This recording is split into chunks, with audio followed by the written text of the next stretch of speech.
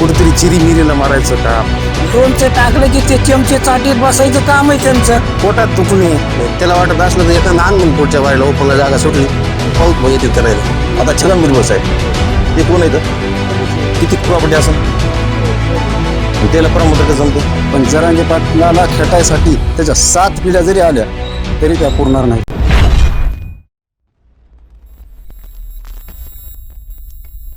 आमच्या जामकर आणि रेंगे एकच असून आमच्या जाममध्ये जिल्ह्यात पहिलं कास्ट सर्टिफिकेट निघालेलं आहे. त्याच्यामुळे त्याला त्याच्या पोटात दुखत असेल काही, किंवा जाममध्ये पहिले निघालं कास्ट सर्टिफिकेट आणि एका मराठ्याचं कास्ट सर्टिफिकेट निघालं. म्हणजे एवढा विरोध का व्हायला? तुमच्याच गावाच्या कोणीतरी विरोध केला, त्यांच्याजवळ काय पुरावे दिले असं वाटेल? ते तेवढी काय आयडिया नाही मला की काय विरोध व्हायलाय काय व्हायलाय, पण आमच्या जाममध्ये सध्या तो आनंदाचं वातावरण आहे. कारण एका जामकराचं आमचं कास्ट सर्टिफिकेट निघालं. इथून पुढं चालू होऊन जाईल. जे मनोजदादा जरांगे आमचे, ज्यांचा जो लढा होता, इथून सुरुवात झालेली आहे जाममधून. आमचं कास्ट आणि व्हॅलिड ठरलं आहे आमचं कास्ट. आणि न्यायालयानं जो निर्णय दिला तो आनंदाचा निर्णय, आणि न्यायालयाने निर्णय दिलेला आहे कास्ट सर्टिफिकेट. मग हे विरोध का करायला लोक जे मीडिया समोर येऊन?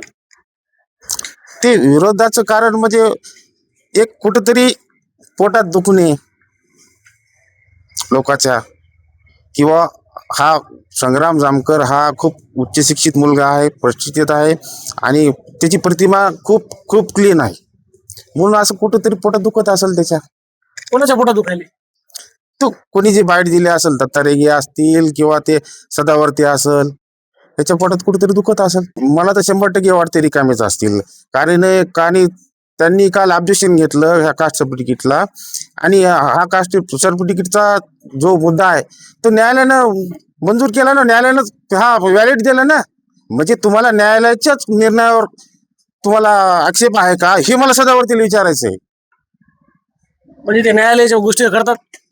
मला त्याची चिंता वाटते. जे न्यायालयाचा विश्वास करतात, विधितज्ञ स्वतःला बनवून घेतात. आणि काल कास्ट सर्टिफिकेट हा न्यायालयाचाच मुद्दा होता. न्यायालयानंच हा मुद्दा न्यायालयाचाच होता आणि न्यायालयाने सिद्ध केलं, व्हॅलिड ठरवलं. आधीपासूनच हे गुणरत्न सदावर्तीचा विरोध होता या गोष्टीला. 8 लाखाचं काय उत्पन्न? 8 लाखाची मर्यादा कास्टला नाहीच ना. 8 लाखाची मर्यादा ह्या आमच्या कुलबी कास्टला नाहीच. दुसरा एक असा आरोप की म्हणे काही मराठा समाजाची काही कोणाची बाईट पाहिजे असं म्हणजे मी मराठा आहे म्हणे, मराठा विरोध नाही म्हणे, पण सर्वसामान्य मराठ्याचा फायदा व्हायला पाहिजे. ज्याचं शेड पत्र्याचं घर आहे, ज्याचा शेड आहे, त्याला फायदा व्हायला पाहिजे. म्हणजे ऑलरेडी ज्याच्याकडे सगळं आहे, जमीन जायदाद प्रॉपर्टी, तशा लोकांना फायदा व्हायला पाहिजे म्हणे, असं त्यांचं म्हणणं असेल. पण असं कुठं त्या कास्टमध्ये दिलेलं नाही, किंवा तुमचा उत्पन्नाचा दाखला किंवा तुम्ही काय आहेत याचा असं कुठं उल्लेख नाही, किंवा त्याचं काही कॉलम नाही ना, काय त्याचं कारणच नाही आम्हाला विचारायचं. मग एवढं वादळ कशाला करायचं? म्हणजे एवढं वाद कशाला करायला? हे कुठेतरी खत पाणी घालायचं काम, हे कुठेतरी चिरीमिरीला मारायचं काम, कुठेतरी काय तरी काम, कोणतरी कान भरतंय, कोणतरी शिकवतंय म्हणून याच्या बोलणं हेच. फक्त डायरेक्ट संग्राम पुऱ्या जिल्ह्यामधून नाही, फक्त संग्राम जामच का निवडला? आमचं कास्ट आधी निघालं, जिल्ह्यात पहिलं आमचं कास्ट निघालं, म्हणून कदाचित त्याच्या पोटात दुखत असेल. कारण जाममधून सुरुवात झालेली आहे कास्ट निघायला. आणि दुसरा एक मुद्दा आहे म्हणे, 2 संग्राम म्हणे विरोध ओपन म्हणून लढले असते तर निवडूच येऊ शकले नसते म्हणे. त्यांच्याकडे मोठा त्यांच्या विरोधात उमेदवार होता म्हणे, त्यांनी पळवाट काढून ही ओबीसी काढलं म्हणे. इकडे बघा, जाम जिल्हा परिषद सर्कलची निवडणूक खूप चुरशीची होती. पूर्ण परभणी जिल्ह्याचं लक्ष इथं लागलं होतं, आणि कोणता उमेदवार असा कमकुवत होता असं मला वाटत नाही. बाळासाहेब रेंगे हे खूप स्ट्रॉंग उमेदवार आहेत.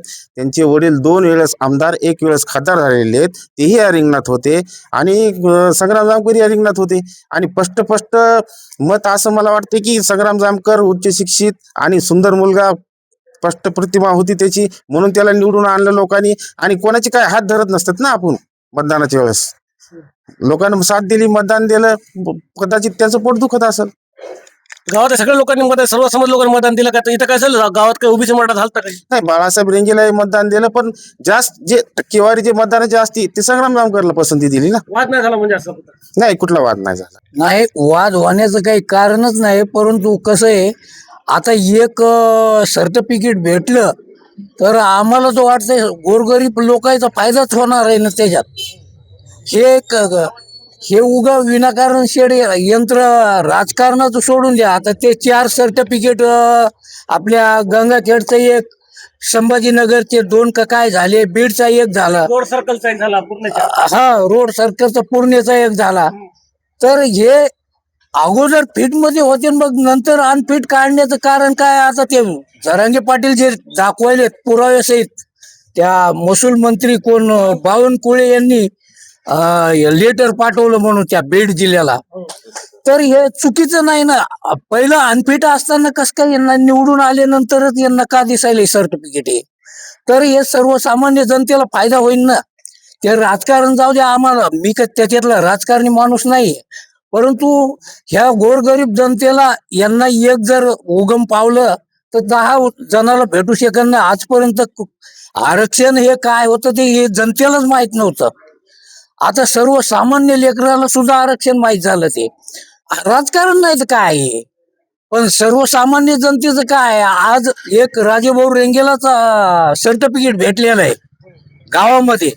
तर आरक्षण ही चीजच माहित नाही कोणाला नव्हती. हे जरांगे पाटलामुळं आम्हाला समजायला. आता मी 5वी पास आहे, मला तर काही तेवढं ज्ञान नाही, परंतु हे जे मॅट्रिक 12वी पासवाले आहेत तर यांना फायदा होईल ना. यांच्या मुलाबाळाला, आमच्या नातू पण तुला फायदा होईल. पण हे काय उगा काहीतरी आयत्या पिठावर रेगा कोणी काय लोणचं टाकलं की ते चमचे चाटीत बसायचं काम आहे त्यांचं. म्हणजे कोण आहेत लोन टाकणार तुमचे? आता जे बाईट देणार ते आहेत आणि मी कशाला नाव सांगायची काय गरज आहे? तुमच्यापाशी सगळा ताटाच आहे ना. चमचेगिरी नाही तर काय आहे? हा चमचेगिरीच आहे. अहो कारण मला सांगा, आता एखादा एसटी वाला घेऊन जाते ड्रायव्हर गाडी 40 लोकायला, तर एक व्यक्ती आला, एक वाचवाव का 40 वाचवावं त्यांनी? हे समजायला पाहिजे ना. बरं न्यायालय खोटं आहे का? सदावर्ते जे म्हणते, सदावर्तेनंच आजपर्यंत हजारो आंदोलन केले आरक्षणाबाबतीत आणि मॅनेज झाला पैशाला, आणि तेच आता बोकांडी बसला या लोकांच्या मराठी समाजाच्या. हे कारण संग्राम जामकर यांचे व्हॅलिड झाल्यामुळं पूर्ण जामला आमचा फायदा झाला आहे. सर्वसामान्य जनतेला त्या व्हॅलिडमुळं जाममधील सर्व रेंगे जामकर कंपनी यांना सर्वांना फायदा होणार. त्याच्यामुळे पूर्ण ओबीसी समाज संग्राम जामकर यांच्या पाठीशी होता. म्हणजे गावात कसा ओबीसी मोठा झाला नाही. नाही नाही नाही, वाद करते ओबीसीच लीड जास्त आहे जामकर साहेबाला. मग एक तुमच्याच गावातलं कोणी हे जे मुंबईला जाऊन पत्रकार परिषद घेऊन काही मुद्दे समोरच्यांना पुरावे द्यायला, या गोष्टी करायला, म्हणजे त्याच्याकडे कसं पाहता? त्याला काय कोणी दिला असन संग्राम जामकर विषयी नाही का सांगण्याबद्दल, बोलण्याबद्दल चेरीमिरी घेऊन बोलत असन ते काही. ते तर असं म्हणजे सर्वसामान्य गरीब मराठा फायदा व्हायला पाहिजे होता सर्टिफिकेट. आता संग्राम जामकर यांचं जिल्ह्यातून पहिल्यांदा आमचं जामचं सर्टिफिकेट निघले, ते संग्राम जामकरच्या व्हॅलिड झाल्यामुळे आमचं पूर्ण जामचं होणार आहे का नाही? मग गरीबाचा नाही तर का श्रीमंताचा फायदा होणार आहे? त्याचं असं म्हणजे जिल्हा परिषद संग्राम जामकर ओपन मधून निवडून येऊ शकले नसते, ओबीसी काढलं मध्ये पळवाट काढून ते निवडून आलेत म्हणे. नाही, त्याला वाटत असलं तर एखादा आण म्हणून पुढच्या वारीला ओपनला जागा सुटली तर पाऊस येतात का नाही तर. आता एक परमपत्र निघाले मला सगळ्यात फायदा होणार ना त्याचा. आता भैयाचं झालं समजा, तर भैयापासून 25 लोकांचं तर निघाल ना, त्याच्या खाली पुन्हा निघत राहील. पण हे आमच्या गावातून एकच जर निघून जर तुम्ही ते एवढं टार्गेट करीत असताल, चुकीचं आहे सगळं. म्हणजे भैयाचं सर्टिफिकेट निघालं तर भैयाच्या सर्टिफिकेटच्या आधारावर संपूर्ण गावच्या म्हणजे गोरगरीब त्यांना सर्टिफिकेट फायदा होणार आहे का? 100% होणार. पण आता उत्पन्न एखाद्या माणसाचं मोठं असू शकते. आता छगन भुजबळ साहेब ते कोण आहेत? ओबीसी किती प्रॉपर्टी असेल चांगली, आणि त्याला प्रमाणपत्र कसं जमते? उत्पन्नाचा आणि जातीचं काय घेणं त्यांना? आता ते बोला ना, ते नाव घेऊन बोलते बांधकाम बंद पडलं असेल म्हणाले ते. कुणाचं बांधकाम बंद पडलं? आता चेरी बेरी घेऊन बोलणारे पैसे कमी पडले असतील. शेरी म्हणून बोलेल म्हणजे पब्लिसिटी स्टंट चालू आहे का? फक्त पब्लिक स्टंट, फक्त भैयाचं काढणं. भैयाचं काढणं. हो, भैयाचं निघालं. भैयापासून लोकांना निघणत ना काही, पण पहिल्याच प्रमाणात तुम्ही एवढं जर हे काय गालबोट लावायले, काही बोलायले बोगस आहे. आता बोगस प्रमाणपत्र काही ओरिजिनलच आहे ना, कलेक्टर साहेबांनी दिले. गुणरचनावर तर तुम्ही काय सांगणार? एक तुम्हाला जर त्यांना कधी बोलायचा, तुम्हाला आयुष्यात कधी भेटले, तुम्ही समोरासमोर गेले, तर तुम्ही असं काय त्यांना सांगणार समाजाविषयी? काय म्हणले?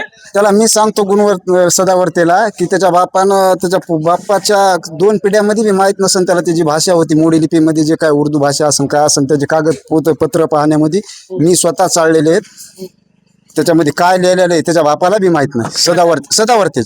सदावर्तेच्या बापाला माहित नाही. 800-1200 एकर जमिनीच्या आधारेतच त्यांचं ते कुणबी सर्टिफिकेट आज कोर्टानं, कलेक्टरनं वैध ठरवलं.